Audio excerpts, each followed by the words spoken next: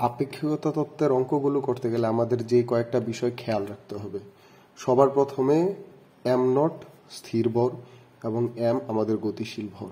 2 নম্বরে এল নট স্থির দৈর্ঘ্য এবং এল আমাদের গতিশীল দৈর্ঘ্য। 3 নম্বরে টি আমাদের স্থির সময়, টি নট আমাদের গতিশীল সময়, এবং 4 নম্বরে আমরা বলতে পারি রো নট আমাদের স্থির ঘনত্ব, রো আমাদের গতিশীল ঘনত্ব।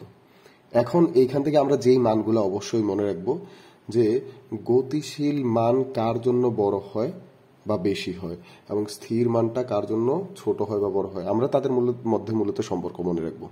তাহলে সবার প্রথমে আমরা দেখব যে গতিশীল ভরের মান সবসময় বেশি, গতিশীল দৈর্ঘ্য সবসময় ছোট, এবং গতিশীল সময় সবসময় কম হবে, গতিশীল ঘনত্ব সবসময় বেশি হবে।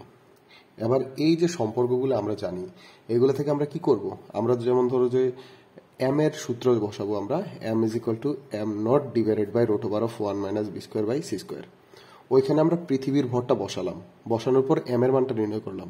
নির্ণয় করার পর আবার তুলনা করব, যদি আমরা দেখি এম এর মানটা এম নটের চাইতে কি আসছে, বড় আসছে, মানে গতিশীল ভরের মানটা স্থির ভরের চাইতে বড় আসছে, তার মানে আমাদের উত্তর ঠিক আছে।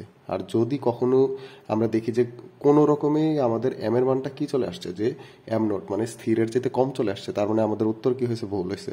তো এই জিনিসটা খেয়াল রাখতে হবে, খেয়াল রেখে তারপর সাবধানতার সাথে উত্তরটা যাচাই করতে হবে।